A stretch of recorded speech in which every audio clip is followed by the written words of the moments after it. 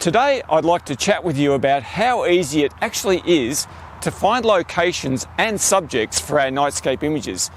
Last week we spoke about obscure subjects and how we have to spend more time pondering the simple things that are all around us. Well, today's video is along a similar theme, as I reckon it's really important for us to develop our ability to see something during the daylight which is actually invisible until well after the sun has actually set. Sound confusing? Well, not really. So come on, let's go and see how we do that. Alright, well, as you can see, I'm standing here next to this very common dead-end road closed sign on the end of this road, seemingly on the way to nowhere. So somehow, I can't even remember how I found this, but I was here one day at about the same time as this, thinking to myself, well, I wonder if I can do something with this. So, what did I do? Well, I worked out that this is facing pretty much southeast, and as you can probably hear, there's a freeway just over there, and it's very loud and noisy at the moment. So it's quite distracting, really. Even at night time, it's a busy road, and there's car headlights coming up the back there. I'm about, probably about 100 kilometres from the city of Melbourne. So there's about 4 million people live there. It's quite bright, and you'll see in the image there's quite a large glow on the horizon. But I can still get the Milky Way core rising up straight above the road sign, and I thought the composition looked pretty good. I know that you already know that I love to get down low angles with my tripod when I'm taking shots like this, and in this particular shot it enhanced that mysterious look of that glow of the light pollution and all the passing cars with the light beams going up behind the road closed sign. So I used my D610 with a 14-24 f2.8 lens right here about this high off the ground, right above these white lines leading into the signpost. It was a 20-second exposure at ISO 2500, and I think the results speak for themselves.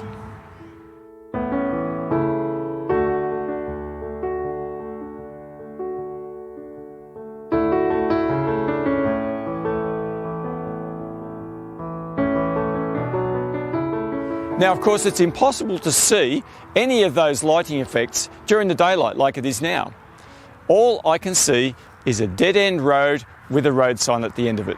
And that's the key to unlocking these awesome Nightscape images, seeing what's not there to see in the daylight hours. Okay, let's move on.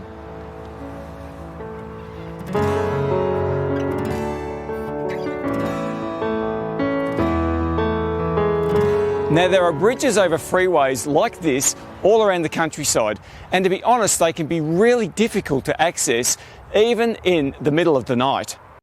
I waited until it was not so busy and set up my small tripod on the bridge pylon, being careful to make sure I had it in my grasp the whole time. In total, I only spent a couple of minutes on the bridge, and this is a single 20-second exposure at f2.8 and ISO 2000.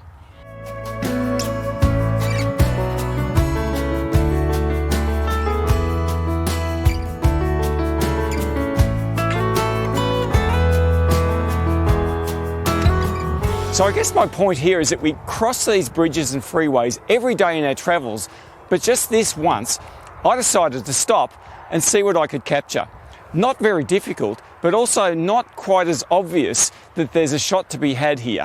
One of the other difficulties we face when shooting nightscapes is that even during the dark, we'll often struggle to see any of the landscape that's around us.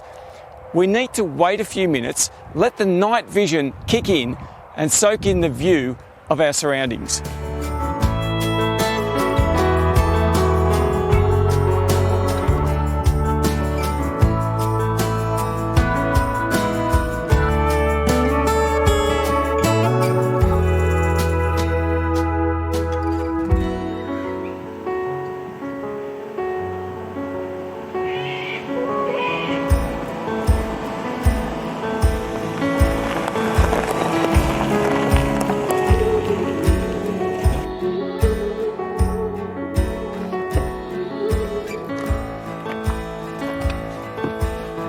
Well, I've got to tell you, one of the most amazing parts of being out here in the country, driving around looking at locations, is dropping into these amazing coffee shops. They're in these little country towns and they are just absolutely awesome.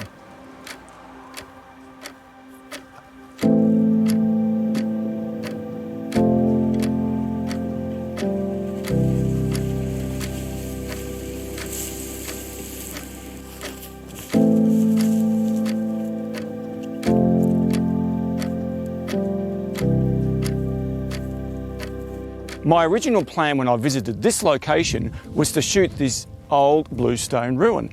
And why not? It's absolutely beautiful.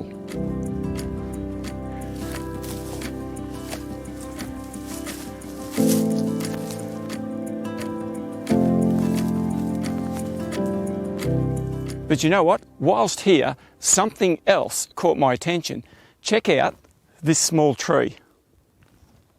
Now, it wasn't until I came here during the night time that I could even see the composition that I wanted to shoot here.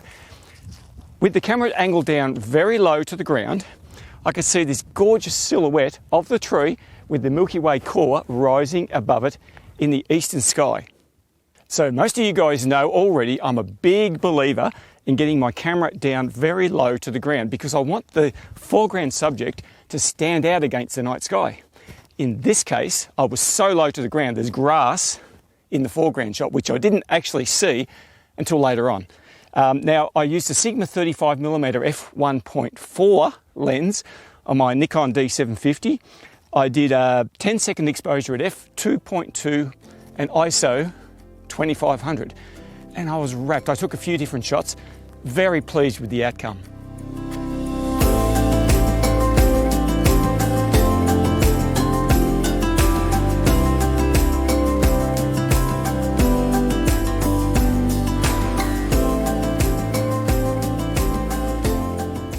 I spent quite a while here pondering life under this tree with the amazing night sky overhead, and it was absolutely awesome.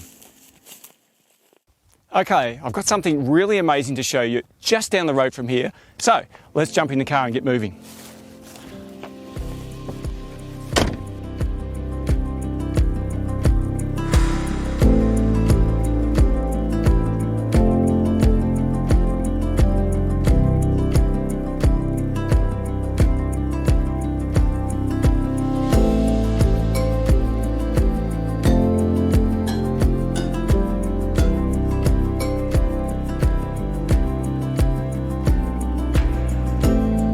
Now, as you can see, this gorgeous old dead tree in the background, I would have had no idea that that was even there had I just relied on coming out here in the middle of the night and driving down this road and hoping for the best.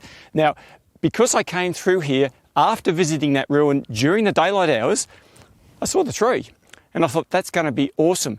But there's a few things that I didn't know about the tree whilst scouting it out in the daylight. Now, a little bit like the other tree, which is just down the road there, I had no idea that there would be that gorgeous glow on the horizon, which would actually silhouette this tree beautifully. So all I had to do was line up where the Milky Way would be behind the tree, and as it so happened, it was just over above the tree and a little bit to the left, so I still captured all of that gorgeous orange glow on the horizon from a town way over the other side of those hills there. Not a city, just a town. It didn't need to be a very big light to give me the silhouette. So how did I locate where the Milky Way was going to be? I used Photo Pills.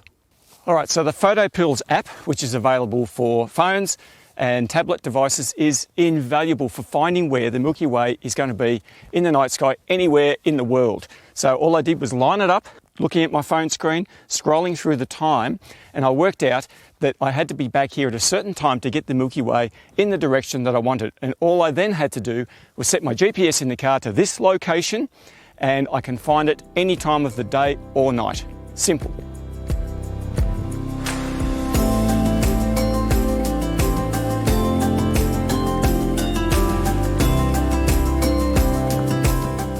So at this point, I hope you can see how easy it would have been to just drive blindly past and miss all of these locations and not give them a second look. I guess that's exactly what I'm suggesting you do. Have a second look. You may actually begin to see something special staring you in the face. Of course, it goes without saying that you're going to have to cover quite a few miles scouting out these locations and sometimes sitting for a while wondering what they would look like under the light of the stars. So you may well be wondering why I've included this popular tourist spot in this video, considering we're talking about locations that are not very obvious. Now, the reason that I haven't shot here, because these are absolutely awesome subject matter, is because I had this fixation in my mind that there's way too many trees around here to actually get any of the night sky. What changed my mind was the fact that I came here one day, just like this, there was no one around, and I just had a little bit of time just to sit down over there and ponder the surroundings and have a really good look. Wow, what an absolutely amazing structure this is. It's an old dredge, because in this area there's a gold mine just up the hill up there, and this is, I don't know how old it is, but it's been here for decades.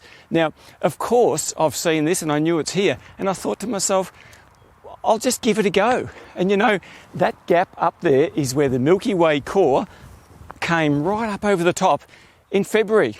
Now, normally this is covered in water and it's a big dam, but it's been hot here, the dam water has dried up, and it's now easy to access the area. So when I shot this, I was using a 24mm focal length on the Nikon 14-24 at the longer end, placed pretty much where this camera is right now, and this is pretty much the same field of view. I was so happy with that shot.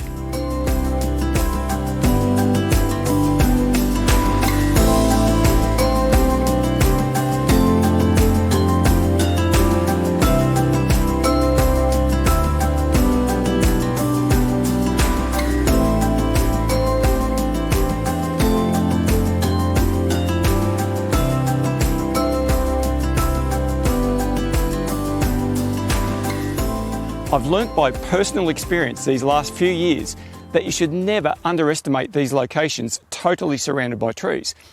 Of course, the sky view isn't going to be massive, but you'll often find there is still plenty of Milky Way visible through the tree canopy, and sometimes the framing of the trees is exactly what the image needs compositionally.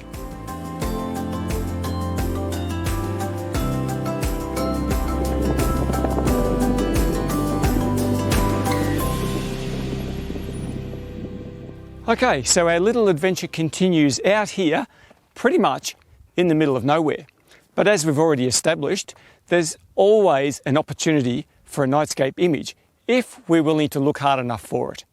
Now, to be absolutely honest with you, my initial reason for coming to this very location was to shoot this windmill over in the paddock and this gate.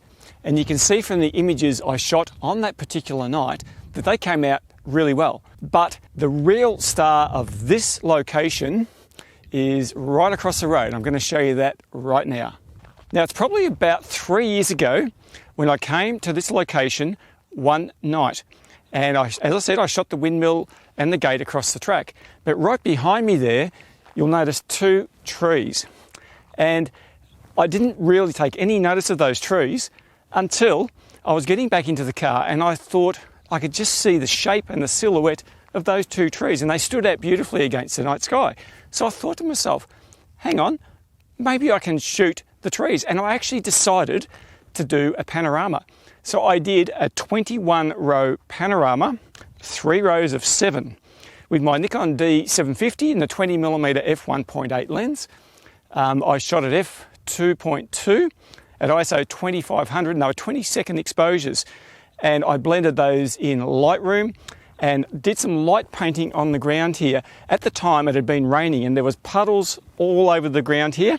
2 trees. You would never take any notice of those trees. I've driven up and down this road dozens of times. Who would look at those trees? But when I decided to do so, I created this, what I think to be an absolutely awesome nightscape image. So, I hope that gives you some incentive to get out under the stars and try something a little different. You need to practice seeing what's out there during the daylight hours and then see if you can translate that to the night landscape. It'll take some time, and I'm sure you'll eventually realise that there are potential nightscape images all around us. Okay, well, I really appreciate you taking the time to watch, And if you'd like to see more of this type of material, I'd love you to subscribe to the channel. And as always, I'll be back soon with some more interesting Nightscape images content. So until that, I'll see you later.